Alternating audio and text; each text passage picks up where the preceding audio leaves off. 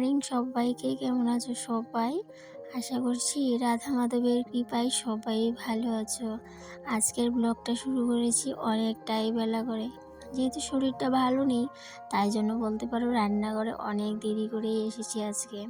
তো সবার প্রথমে সকালের যে কাজবাজ থাকে সেগুলো সেরে নিলাম। জানো তো বন্ধুরা, আজকের রান্নাবান্না খুবই সিম্পল। প্রথমে ভাতটা নামিয়ে নিয়েছি গ্যাসে, তারপরে যে টমেটোর চাটনি করে নিচ্ছি। তবে টমেটোর চাটনিটার মধ্যে শুটকি নেই। আর এদিকে করে নিলাম বেগুন ভাজা। আর আমার কড়াইটা নিশ্চয়ই দেখে বুঝতে পারছো যে আমার কড়াইটা নতুন। তো হ্যাঁ গো বন্ধুরা, এই কড়াইটা নতুনই নিয়েছিলাম, তবে অনেক দিন হয়েছে সেটা আর তোমাদের সাথে শেয়ার করা হয়ে ওঠেনি। আজকে ভাবলাম নতুন কড়াইটাকে একটু উদ্বোধন করে নেওয়া যাক রান্নাঘরে, তাই জন্য বলতে পারো আজকে রান্নাঘরে কড়াইটাকে আজকে টমেটোর চাটনি দিয়ে যাত্রা করে নিলাম। হাজবেন্ডকে বলেছিলাম সকালবেলা তুষকটা একটু রোদে দেওয়ার জন্য। দেখো তাড়াহুড়োর মধ্যে ভুলেই গিয়েছিলাম সকালবেলা আবার মনে করিয়ে দিতে, তাই জন্য নিজেকেই কিন্তু বার করতে হয়েছিল। তবে অবশ্য হাজবেন্ড বাড়ি এসে অনেকটাই কিন্তু আমাকে বকাঝকা করেছে, যেহেতু কোমর ব্যথায় প্রচণ্ড কষ্ট পাচ্ছে এই 2-1 দিন ধরে। এদিকে আজকে না প্রচণ্ড ঝড় তুফান হয়েছে, সেটা তোমাদের সাথে শেয়ার করব। তবে এতটা ঝড় তুফান হবে আগে কিন্তু বুঝতে পারিনি। সকাল থেকে এই দিনটা কেমন যেন রোদ উঠে আবার পরে এরকম অবস্থা হয়ে আছে। পরে দুপুরের দিকে এমন বৃষ্টি হয়েছে আর সাথে তুফানও হয়েছে। প্রথমে ভেবেছিলাম ঠান্ডা জলেই কাপড়গুলোকে ভিজিয়ে নেব, পরে দেখলাম শার্টগুলো একটু বেশিই ময়লা হয়েছিল, তাই জন্য একটু গরম জল করে নিচ্ছি।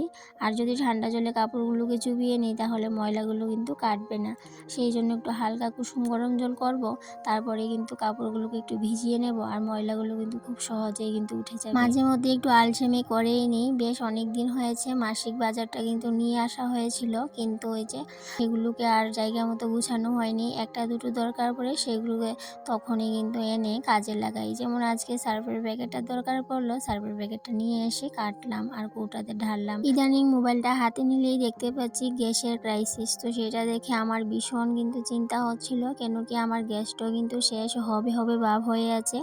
তো তাই জন্যই বলতে পারো ইন্ডাকশনে একটু বেশি প্রেশার পড়ছে আমার।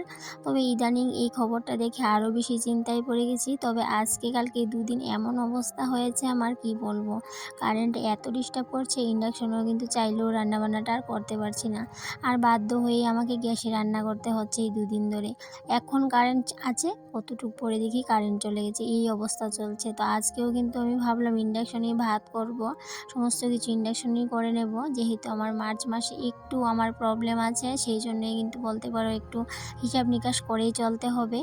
আর এই চিন্তা ভাবনা করেই যখন আমি রান্নাঘরে গেলাম ভাতটা বসাবো, গিয়ে দেখি কারেন্ট নেই। তো যাও আবার আসলো, ভাতটা বসালাম, দেখি আবার চলে গেল।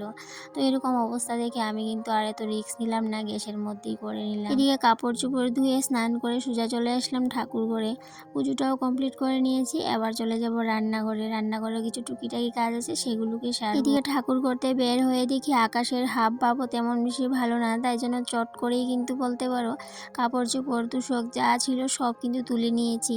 এবার দেখছি সত্যি সত্যিই চলে আসবে, তবে এতটা আসবে সেটা কিন্তু আমি ভাবতে পারিনি। প্রথম তো একটু হালকা হালকা বাতাস দিচ্ছিল, রোদ তো নেই, মনে হচ্ছে কি এক্ষুনি নেমে আসবে, তবে তুফানটা হবে সেটা কিন্তু আর ভাবছি না, ভাবিনি। তারপর আমি কিন্তু রান্নাঘরে আবার চলে গেলাম। রান্নাঘরে একটু সময় থাকলাম, তো ভাবলাম রান্নাঘরে যদি আবার বৃষ্টি বৃষ্টি পড়ে, কারণ রান্নাঘরে একটু বৃষ্টি পড়ে আমার, সেই জন্য। এদিকে রান্নাঘরে যখন আমি গেলাম তখন এমন তুফান ছুটেছে, তখন রান্নাঘর লাগিয়ে সোজা আবার কিন্তু ওই বৃষ্টির মধ্যেই আমি আবার ওই ঘরে চলে গেলাম। তখন এত তুফান শুরু হয়েছে। তবে তুফান ঝড় বৃষ্টি আমি এতটাও ভয় পাই না, কিন্তু যেহেতু আজকে বাড়িতে কেউ নেই, হাজব্যান্ডও কিন্তু এখনও বাড়িতে আসেনি, আমি কিন্তু একটু ভয় পেয়ে গেছিলাম। তারপর তুফানটা একটু কমেছে, পরে দরজাটা খুলে দেখি গেট পুরো ফাঁকা হয়ে গেছে, তুফানে এমন অবস্থা করেছে, গেট খুলে দিয়েছে। আর এদিকে পিছনের দরজা দিয়েও তুফানটা একটু তোমাদের সাথে শেয়ার করে নিলাম। তারপর তুফানের পরে হাজব্যান্ড বাড়ি আসলো। তবে এবার বৃষ্টির মধ্যেই আমি কিন্তু গেটে গিয়ে গেটের যত জল ছিল রাস্তার সব কিন্তু বাড়িতে ঢুকে যাচ্ছিল, সব জল কিন্তু আমি কোদাল দিয়ে কেটে ওই যে ড্রেনের মধ্যে ছেড়ে দিয়েছি। তখন কিন্তু ভিজে গিয়েছিলাম আবার, আর ঘরে এসে আবার কিন্তু আমার সমস্ত কিছু পাল্টাতে হয়েছিল। তারপর যখন বৃষ্টি থামলো, বাড়ি আসলো, তখন আমরা খাওয়া দাওয়া করার পর এই রুমে আসলাম। ওই যে তোষকগুলো ঘরে এনে রেখেছি সেগুলো তার গুছানো হয়নি। আর এদিকে এমন তুফান হয়েছে, পশ্চিম দিকে তুফানটা হয়েছে যেহেতু, তাই জন্য কিন্তু এই যে যত নোংরা বালি আছে সব কিন্তু ঘরে ঢুকে গেছে। তাই জন্য একটু ঝাড়া মোছা করে নিলাম আর বিছানাটাকে আবার পাতিয়ে নিচ্ছি।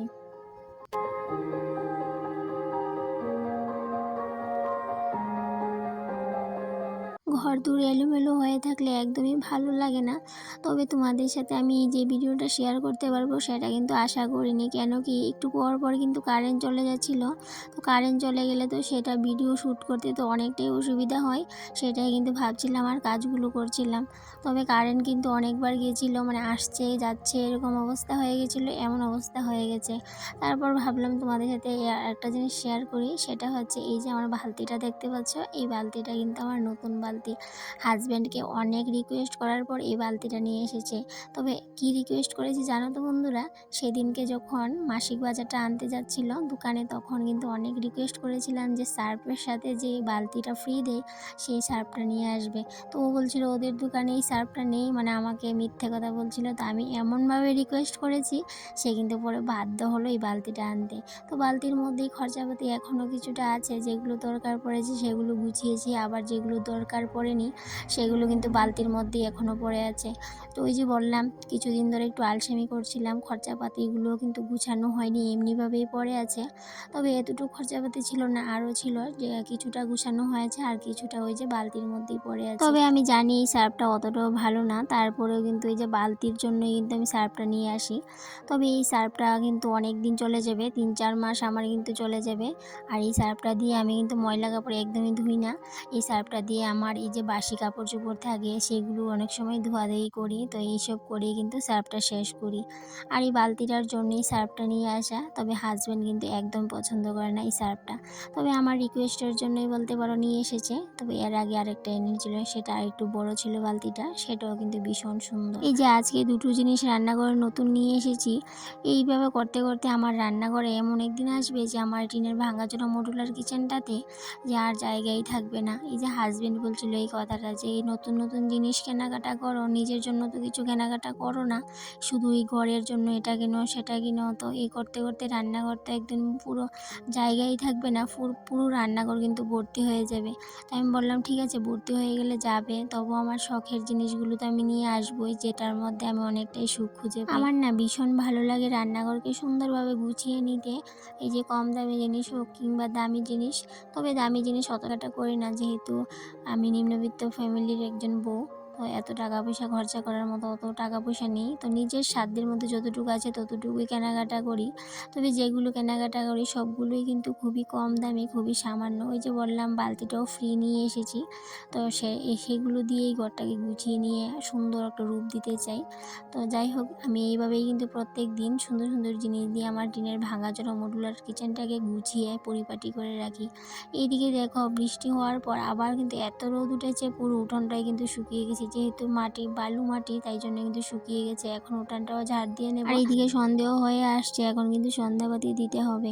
উঠানটাকে আগে ঝাড় দিয়ে নিই, তারপরে কিন্তু ড্রেস চেঞ্জ করে হাত পা ধুয়ে সন্ধ্যাবাতি দিয়ে দেবো। কাজের প্রতি এত নেশা, সারাদিন বাড়িতেই থাকি আর সারাদিন ঘরের টুকটাক কাজ করতেই থাকি, কাজ যেমন ফুরাতেই চায় না। যেহেতু কাজকে ভালোবাসি, কাজকে আর শেষ হবে? কাজ তো আর কোনোদিনও শেষ হবে না। যদি কাজকে ভালো না বাসতাম তবে অবশ্য কাজ কিন্তু কোনো থাকতোই না, কোনো রকম কাজই আমার থাকতো না। আর এখন দেখি এত কাজ, এত কাজ কোথা থেকে চলে আসে বুঝতেই পারি না। এদিকে কথা বলতে বলতে চলে আসলাম ভিডিওর শেষ পর্যায়ে। তো বন্ধুরা আজকে আসি, আবারও দেখা হবে পরবর্তী কোনো একটা ব্লগে। ততক্ষণে তোমরা ভালো থেকো, সুস্থ থেকো, আর এভাবেই আমার পাশে থেকো, আর এত সুন্দর সুন্দর মিষ্টি মিষ্টি কমেন্ট করে দিও। তো বন্ধুরা আজকে আসি, টাটা।